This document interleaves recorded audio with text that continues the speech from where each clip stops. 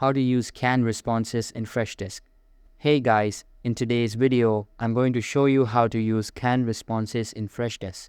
Stick around till the end so you don't miss anything important. Let's get started. First, go to the Freshdesk website. Click on the login button and enter your email address. Once you're in, you'll see the dashboard. From here, click on Tickets. This is where all customer inquiries come in and where you'll be working most of the time.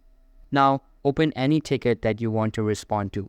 Every ticket represents a customer who needs your help. Once the ticket is open, click on the Reply button. This will open the response window where you can type your answer.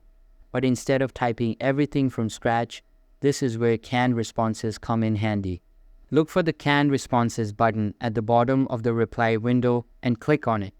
Canned responses are pre-written answers to common customer questions. They save you time and help you stay consistent when responding. Choose the canned response that best fits the customer's query. Once you select one, click on the little plus icon, and it will automatically insert the response into your reply box. From there, you can edit the text to add a personal touch or include any extra details that are specific to that customer's issue. After making your adjustments, simply hit send and that's it. You've just replied using a canned response in Freshdesk.